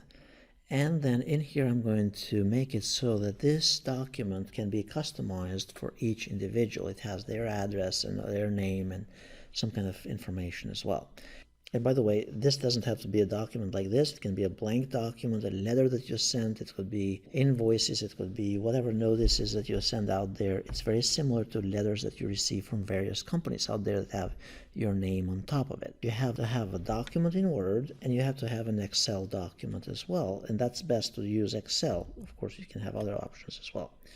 So let's assume this is the list of my customers. I have their first name, last name, the street address. Of course, this is all fictitious, zip code, and then a bunch of email addresses. And you could have also comment 1, 2, 3. So this would be customized, personalized comments. So this is what the comment that I could write, for example, for customer 1. Now, customer 2, I would say, and so on. Now, one key thing to remember as well as you build your list in Excel is that the first row here needs to have the field names, or it's best to have the field names. So first name, last name, telephone, street address, and keep those separate as well if you can. keep as many fields as you want here, or columns with comments, because you can utilize this for multiple mail merges. And the way you'll be doing it is that you can link the same data file, and you keep on updating this from month to month, and you link it to the same report or the same mail merge that you do for your customers. So in this case, let's say we are all good to go here. We have maintained this list. This is our customer list, and so on. Notice that the tab here on the bottom, it says customer. So now I'm going to save it, I'm going to close it, and then I'm going to go back to my document. Now in here, I want to create a new mail merge. So I go under mailings, and then I go under start mail merge. And the best thing to do is, or what I'd suggest that you do is, click on step-by-step mail merge wizard. In here, notice that there is pane in the right-hand side shows up, and it asks you, do you want to create letters, email address, email messages, envelopes, labels, and so on. So you can do emails, and that's a powerful feature, and I'll try to demonstrate that in another video here, or shortly here, or actual letters like the old days that you used to do, print them in a paper and stuff them in an envelope and send them and that type of thing. So for now, we're going to learn how to do letters. We click on next step to start the document. It says, do you want to use the current document that we have opened here, or do you want to start from a template, or do you want to use an existing document that you have from some other time? So I say I want to use the current one, and then the next step here is to select the recipients. Now it says, do you want to use an existing list, or do you want to create a new list? In our case, we are going to use an existing list, that Excel file that I opened a moment ago. Also, you can use Outlook if you use Microsoft Outlook as well. Now, type a new list. You can do it from here from Microsoft Word. However, I'd recommend create a list in Excel if you're going to have to create a new list, because it's much easier to manage in the future and update. So we click here on use an existing list. We click on browse, and then we have to find the file. So now we scroll up here, and I'm going to go to Word 2016, and this is my customer list for the mail merge. I click on open. That's my Excel file basically. And here is my customer table. Notice there are two sheets in there, but I want to use, remember I mentioned earlier, customer. Click OK. Now notice this is the list of all the customers in that Excel spreadsheet. You could also sort them a certain way if you wanted, so you can sort them alphabetically by first name, by last name, and all that type of thing. And then you can also filter them if you needed to. So let's say you want only by a specific zip code or by a specific criteria and so on. You could basically simply click on filter and choose a field name. And let's say here's a zip. And you would say zip equal to some number or greater than some number and so on. So in this case, I'm going to cancel that. You could find duplicates to avoid sending duplicates. And then you simply click on OK here. At this point, we are ready. We have told the system that we're going to use the existing document and an existing list. Now the next thing it says, write your letter. Now in my letter here, it's saying, well, put in your address block. I could put this by clicking on it, or we could insert the fields manually. I would recommend that you tinker with it manually. So you could say, dear, and then choose here the insert field option. So dear first name. The computer will put the first name in there. Then you go to the next line here, and then you start writing your letter basically. Now the other thing that you could do is in here you could put their address so that it will be part of the envelope or however it's going to show up. So we click here under insert field, first name, space, last name, and then insert field, street address, city, comma, state, and the zip. Now those look coded, but that's the computer is going to pull them one by one and match them with the Excel spreadsheet, so don't panic on that. Now in here you would write your letter. You'd say below is the annual report for your investments. Let's assume this is an investment report. And if you have any concerns, please contact us. You could also insert here, remember in Excel we had a comments field, you could put a comments field in here. Now at this point you put your name there. You could also insert an image if you needed to, or a logo, or whatever part of your, it's going to be duplicated across all the pages. Now at this stage you could simply actually save this. If you were to save it at this point, and you'd give it a name. Now the next step is, the reason why I saved it is because you could at any point open this and it's going to pull your data automatically from your Excel file if you needed to do another mail merge in 6 months or whatever. Now the next thing here, notice it says preview your letters. So notice it says this is the address, Alex, and so on. And you could kind of preview them right here. Next, next, next. Now a lot of people, they stop here, but you need to finish to complete your merge. You can click here under complete merge, and then you can either choose to print them or edit individual letters. Notice there's also a finish and merge option on the top here as well. So in my case, particularly what I usually prefer to edit individual letters, and then I'm going to choose all of them. Now it's going to take a little while because I had 29 pages here and I have a lot of customers. So notice now we have one letter or long report for every one of the customers here. So notice we have here, the first one is for Alex, and now we have to keep on scrolling because this is a long report. And now here's Amber, that's the next customer. And again, like I mentioned, it's going to be a long one. So suppose you have 2 or 3 pages, and this would be much more meaningful. But basically, we're creating a personalized report here for each one of the customers. And here's for the next third one. Keep in mind, again, the key there is that this is the output at this stage. If we were to look at the documents that I have opened here, and apparently I have many of them, but this is the one with merged results. It says letters, one word. This we can actually trash it after we are done with it. We don't need to save it unless you need it for documentation purposes. This is our form.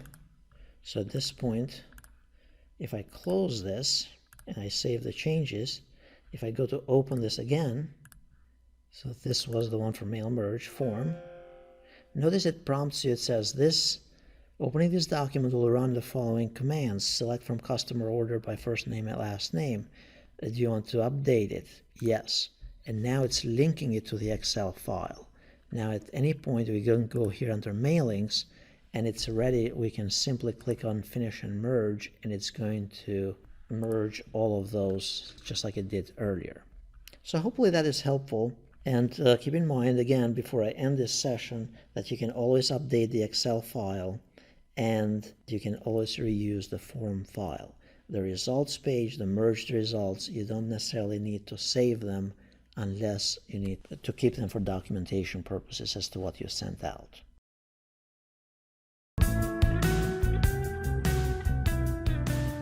In this brief video, I'm going to demonstrate how to create an email merge to contact customers via email and send them customized emails with their name and specific information pertaining to their account or pertaining to them. So the way it works is that you have to have an Excel file where you're keeping track of the data.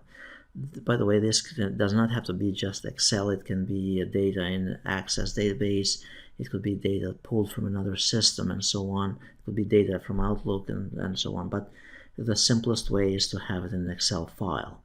It's important that on the first column here you'd have the actual field names for what they stand for. For example, this column stands for first name, and it has all the first names and the last name and then telephone number and so on.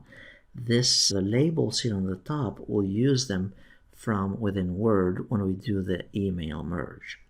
The other thing that you will need to have in order to do an email merge is that you need to have an email address or a field with the email address for each of the customers. Of course, the email shouldn't be exactly the same for all the customers, otherwise it will not really work the way you intend it to. in order for this to work is that you need to have Microsoft Outlook installed or a MAPI compliant email application installed. And usually if you have Office in your computer, the Microsoft Outlook client application comes with it, and most likely you are using it. Or in a business environment, you'd be using that.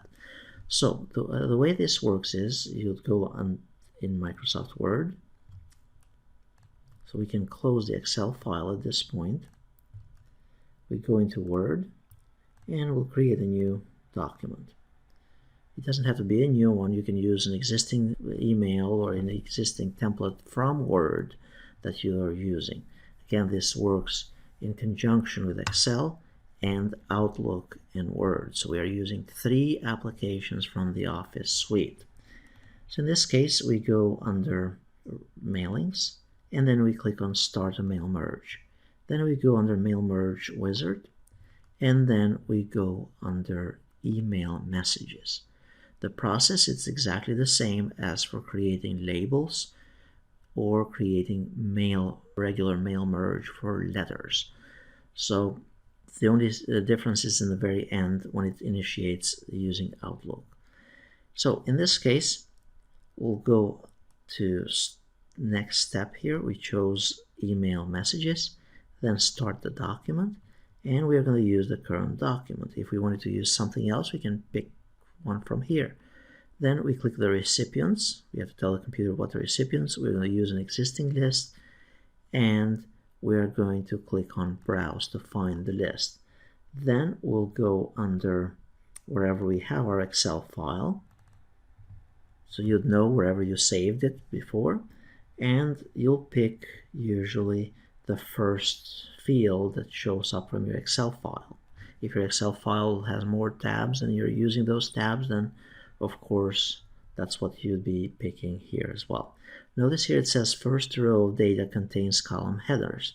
You'll click OK, and then this is our data. We can filter it, we can sort it, we can do other stuff here, but for the sake of simplicity, we're not going to tinker with that, and then we're going to click OK. The next step here, it is to write the email message. So we click, and then we go to start writing it. We can say dear, and then insert the field, dear first name.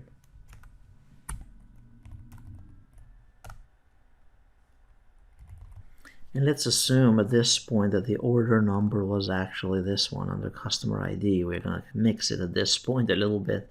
So you put in that, and then you can put in other comments, and you can put in whatever other fields that you might be keeping from your data file. So now if we wanted to insert the coupon or whatever it may be, we go online here, we search under Bing for a coupon code. Let's assume that's the coupon. And let's say that's the coupon that we want to send. Now at this point we can format this a little bit better if we wanted to and customize it further. And the next thing is we can click on preview your email. Notice it says Dear Owen, thank you for a recent order 1105. And then we can go to the next customer here. And you can see Dear John, Dear Harry, Dear Kathy, and so on. So you can see it.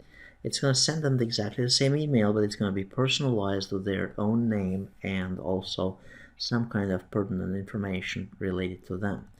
Now in this case, we can click on complete the merge, and then the option here, which is different from regular mail merges, is that it's asking us for electronic mail. Then we tell it that the to field is in the email column for the Excel file. So if we had that labeled somewhere else or something different, then you would choose whatever the name of that column is. So in this case, I'm going to choose email, and then you can put a subject line. This will be the title of your email, as just like your regular emails. Then the format, you want to have the format, if you're going to use pictures like this, you want to make it HTML format. And then you'd simply click OK. Now at this point, the way it works is that the system is going to connect and utilize Microsoft Outlook and it is going to send those emails one after the other. It's not going to be like a distribution list. It's going to be just one email after the other. Now be cautious and careful here that you don't blast everybody with this type of email or send the wrong email and you misuse the list. So basically, if I were to hit OK here, it is going to send those emails out based on the access on the Excel list. Now at this point I'm not going to do that because we get the idea, I hope. And what you can do at this stage, if you go back to where you had the codes here, if something is not correct, you can always go back and correct it into the Excel file and then rerun it again. Now what you can do as well is that you can save this file, notice with the codes here, and if I save it, I'll give the name here on, and then if I'm to go back here after 2 weeks or 2 months or whatever, and I come back to Word again, and then go to open it, here's my sample email. Notice it's going to come up and ask me, do you want to link to the customer's file in Excel? Of course I want to say yes, and then from this point on we can go here under the steps and then choose just next basically, and here they are, and basically just complete the merge and do the electronic mail again. So basically you don't have to redesign the form all the time.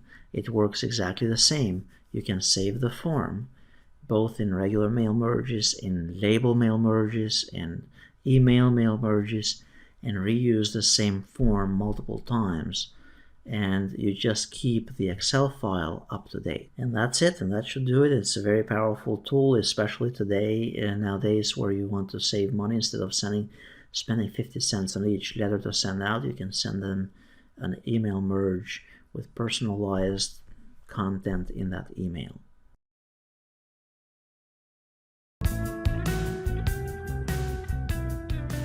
In this brief session, I'm going to explain the process on how to create labels. The process is actually simpler than one thinks, or they are used to probably tinkering with it. But basically, all you have to have is Microsoft Word, and then the best is to use an Excel file. The Excel file could be a list of names. On the first row can be different labels, for example, the customer number, the company, the first name, last name, telephone, street address, city, zip, and so on. You could have here any other new fields as well. So this list, as you can see, you can create it by either extracting it from an existing system, or you can simply type those addresses and keep those in a list somehow, somewhere, by simply typing them one after the other. So then the next step here is, I'm going to close this. You don't need the Excel file open when you do this. And we need to go to Microsoft Word. Under Word, we need to click on Mailings tab here. So we click on actually a mail merge option here. And then we go under step-by-step wizard. I usually recommend the step-by-step wizard because it takes you step by step, as it says, in order to generate those labels. So we click here, and then we tell the system that we are going to create labels. Then click on Next to start the document.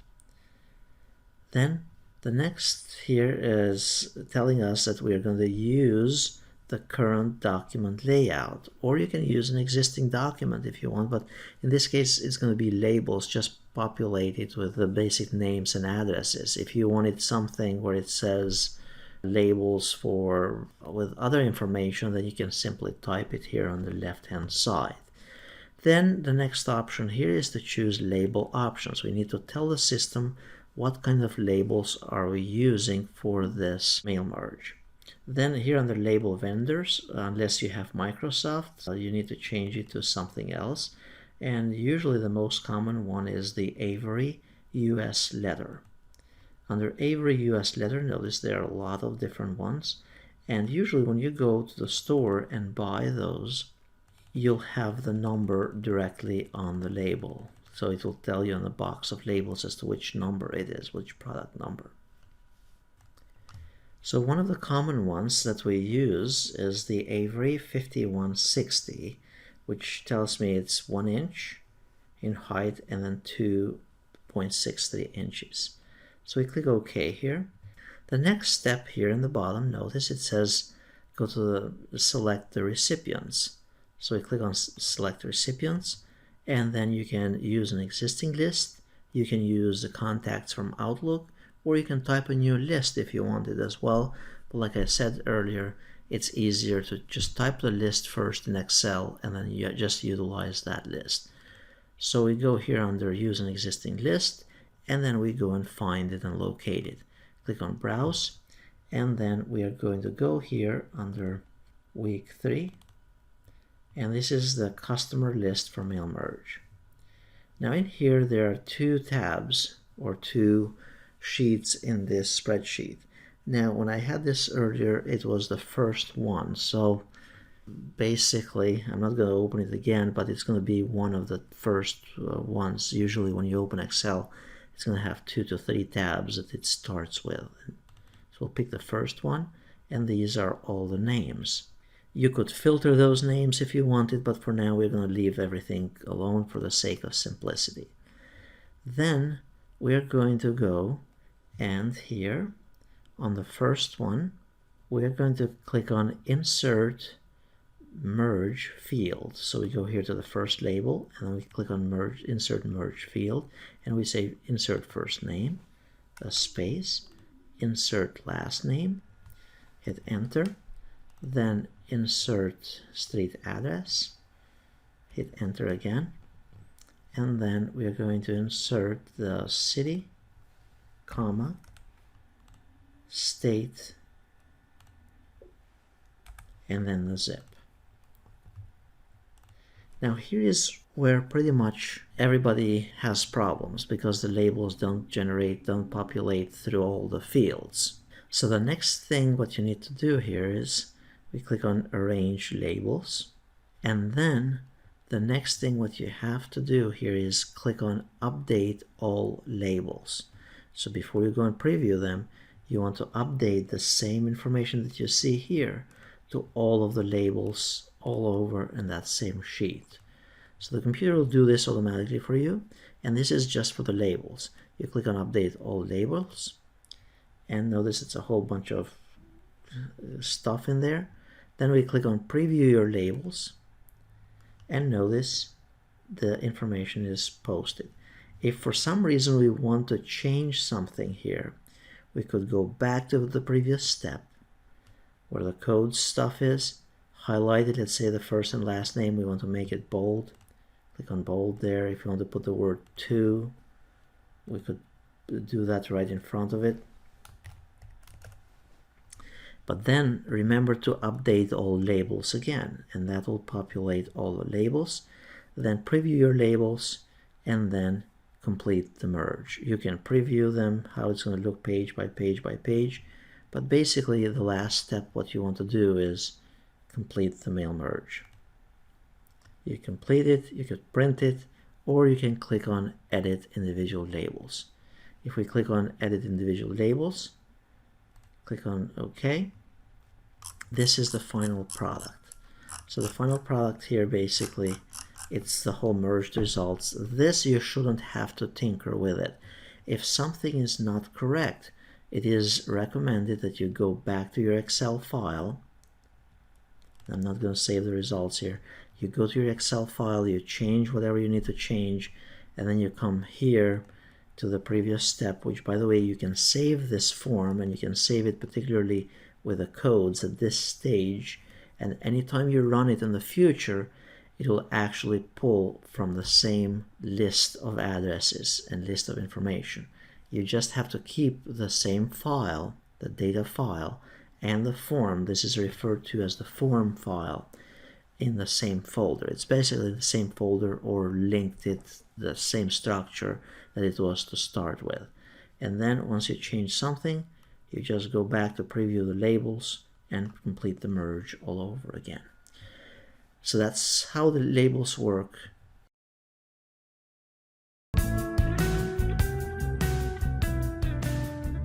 In this brief video, I'm going to demonstrate how to use the track changes feature. So basically what happens is that when working in a team or working with other individuals across the country or the world or next to your desk, you can have the same document and then pass it around, and then everybody makes changes, and all these changes are tracked between the different individuals. So what we can do here is we can go under, let's say when you open Word, you are on the Home tab to start with, but then you want to track the changes. Then you go under the Review tab, and then you click on Track Changes. Under Track Changes, what it does is that any changes from this point on, the system is going to keep track of them. So if I go and delete or make this bold, it's going to keep track of it, that it was changed. And then if I go and delete, or let's delete that part of it, it's going to tell us that this was changed as well. Now notice it shows these changes on the right hand side, or they are minimized. If you hide them, there will be these red marks here on the left, but if you want to expand them, it just shows you what happened. So basically any changes, even spaces that you add to the document, are going to be tracked. So then what happens is that the document gets passed around from one person to the other. Each individual can, by the way, it will have your name in there posted as well, but each individual can also choose a different color if they need it to. Once the document comes back to you as the reviewer, what you can do is then, and I'm going to just simplify it here, make it somewhat a little bit simpler, and then you as a reviewer, you come back here and you say, okay, this was made in bold. If you like that change, that it was made in bold, you accept it. Notice there's a drop down. Accept it and move to the next. And it implements that change. Then if you go over here, this was fine the way it was. So what you do is you just simply reject it and move on to the next. And then this one, Word 365, there's no need for the dash there. So all we have to do is just reject it. So you're going through the document and accepting and rejecting specific changes that were made to the document. Now what you can also do is that you can lock the tracking as well, so somebody cannot turn off the tracking of the changes in the document accidentally or on purpose.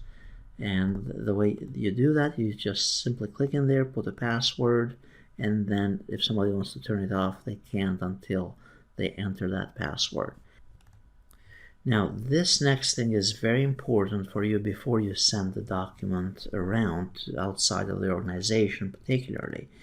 There are cases where basically if you go here, you can go and look at the original, you can go and look as to what was changed and suggested. You don't want somebody else outside of your team to see the comments and to see all the adjustments that were made to the document. So what you can do is you can go under File and then inspect the document. So under Info here, you can click on Check for Issues, and then you can choose to inspect the document. This checks it for hidden properties and personal information before you send it out. So we say yes. And now we are going to make sure that all the comments, revisions, and annotations are taken out. Any personal information is taken out, any XML data, and so on. So we click on Inspect. It goes and cleans it out for us. And then you can re-inspect it again, because notice it's saying that there is still personal information. You could remove all the personal information. You could remove all kinds of other stuff here as well if you need it. However, the comments and the revisions and the annotations have been successfully removed. So you can re-inspect it again and then remove whatever you want manually. Then click on Close. At this point, the document should be good to be sent out.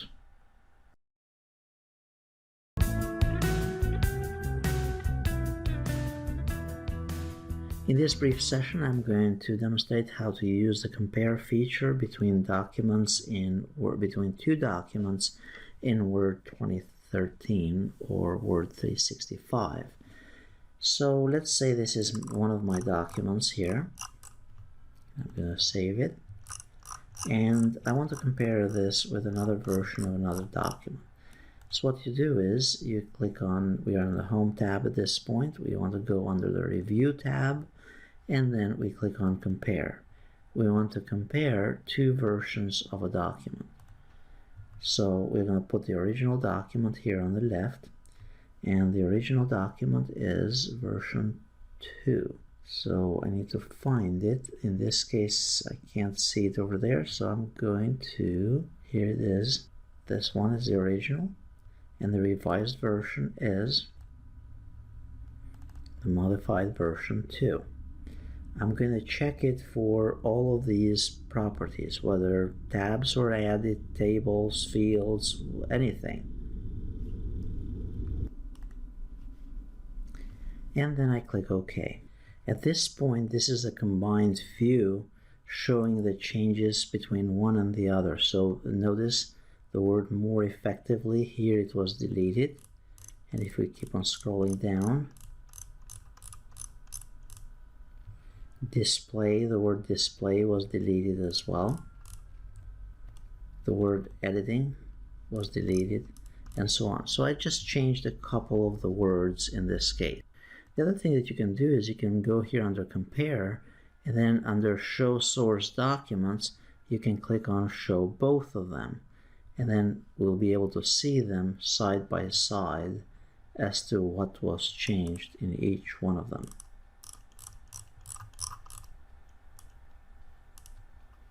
So here's the original over here, and that's the revised version of it.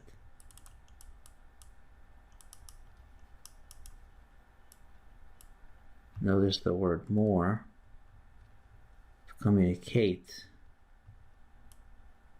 One has more effectively, the other one doesn't, and so on. So that's how you can use the compare feature between the two documents. And then down here is basically a summary of what changed specifically for both documents and where the revisions were. It works. It's not ideal and perfect, but it's somewhat effective. In this video, I'm going to demonstrate how to utilize macros. Macros are a great tool while you are working in a document, particularly when you have to perform various repetitive tasks. So instead of you doing one thing over and over and over again through all the different steps, what you can do is you can record all of those steps in a macro, and then you simply execute that macro. So here's how it works. To get to the macros, all that we have to do is we go under the View tab in Word, and then we go under the macros option here.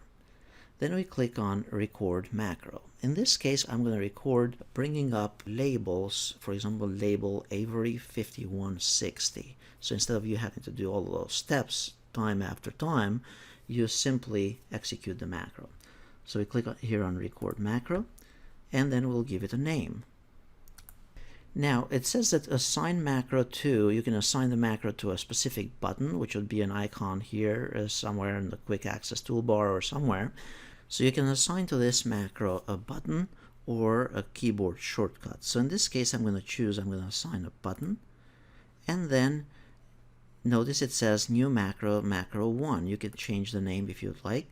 And then I'm going to add this. Notice it's going to be on the Quick Access toolbar, but I'm going to add this also to the right hand side here. So I want to customize my Quick Access toolbar. So I want to click on Add, and then I'm going to click OK. All that is going to do is it put this icon over here. Now notice that at this point, next to the mouse, there's this little cassette tape. That means that every step or every click that I perform from this point on until I stop it, all of those steps are going to be recorded. So now to insert a label, usually you'd go under Mailings, and then you'll go under Labels. Once you go under Labels, we need to go here under Options, and then we'll pick the specific type of label that we want. We said earlier that we wanted Avery 5160. So we go here under Label Vendors, and we will want to change this to Avery. So you choose every US letter, and then the number here, it actually depends on the box of labels that you purchased from the store. So we want here 5160, for example. And there it is. So we click OK, and then here we click on New Document. Now notice it brought and it designed this document to be that type of label. So this is where we want our macro to stop. So at this point, all we have to do is we click here under View, we go back to Macros, and we choose Stop Recording. So now the macro has been recorded, and all the steps have been recorded. Notice we have an icon here on the very top. So let's assume now another day came by and we want to create labels. So we go here under New, we choose Document, and all of a sudden we have a need for those labels for Avery 5160, and we don't have to go and search for the label, search for the vendor, and all that type of stuff. So all we have to do at this point is we click on this icon here for the macro, and notice the label definition has been applied. So it's the same step for anything else that you do in a repetitious way within Word.